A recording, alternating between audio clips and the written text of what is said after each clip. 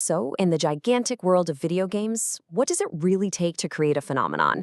You might think you need a $1 billion budget, a team of thousands, but what if all it takes is a simple, brilliant idea about who you can trust? Today, we're looking at two absolute titans of gaming that took wildly different paths to the top. Let's dig in. First up, we've got this little guy. It's a colorful, kind of cartoonish game about working together and backstabbing each other in space. It started out super small, but then, boom, it just exploded into this massive cultural moment, a true viral hit being played by pretty much everyone, everywhere. And then you have this beast, a full-throttle, blockbuster franchise that's all about these stunningly real graphics, insane combat, and just massive cinematic battles. This is a series with decades of history behind it, and every single release comes with enormous expectations. And just to give you a sense of scale here, one of these games was played by over 100 million people in a single month.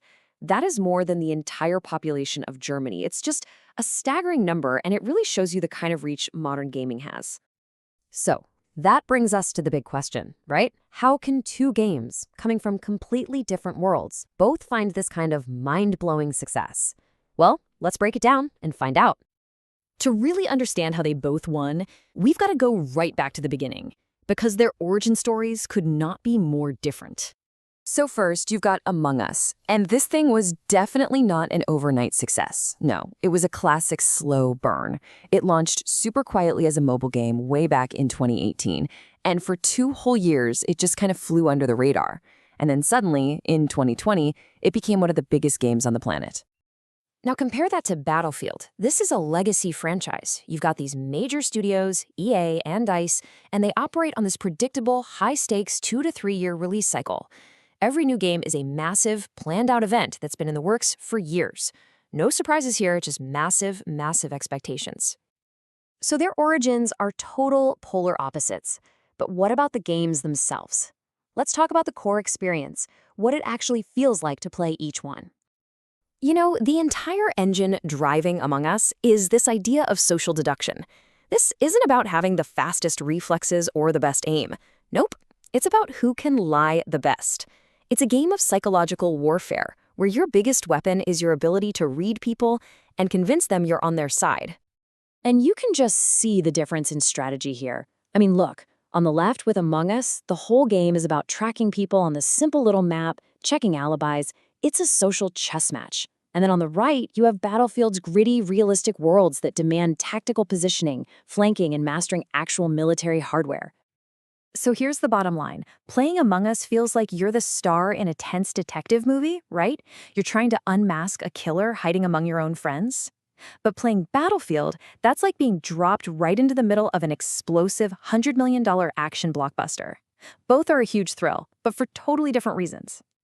Okay, so we've got two radically different games. How in the world did they both manage to grab the attention of millions and millions of people? Let's take a look at how they built up all that hype. Yeah, their roads to fame were completely different. Among Us was this total grassroots explosion. It was all driven by streamers on platforms like Twitch, who basically turned it into live, unscripted drama. It was pure word of mouth. Battlefield, on the other hand, is powered by a massive traditional marketing machine with official announcements, carefully managed leaks, and these huge pre-order campaigns. You know, a huge piece of the Among Us puzzle was just how incredibly accessible it was. The fact that it was free to play on mobile phones meant literally anyone could download it and jump in instantly. That removed a huge barrier, and that's what really fueled its viral spread. The Battlefield hype cycle is a completely different animal. It's all built on anticipation. You see quotes like this from insiders and gaming sites, and it creates this constant drumbeat of speculation that keeps the game in the headlines for months, sometimes even years, before it's even out. But that blockbuster status comes with some serious pressure. I mean, developing a game on this scale is a monumental task. You have huge technical challenges, and global events can cause major delays, which is something the tiny team behind Among Us never really had to worry about on this level. So where does all this leave us? Let's bring it all together and see what these two incredible but very different success stories can tell us about the future of entertainment. What we really have here are two distinct and equally powerful formulas for success. On one side, you've got the indie sensation, that's built on a simple social idea that's super accessible and just spreads like wildfire. And on the other, you have the blockbuster franchise, powered by a massive budget, cutting-edge tech, and a huge marketing machine. They really represent the two poles of modern entertainment, don't they?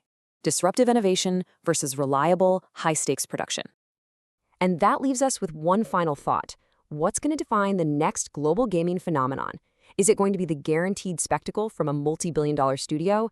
Or will it be that lightning-in-a-bottle magic of a simple, brilliant idea that absolutely nobody saw coming?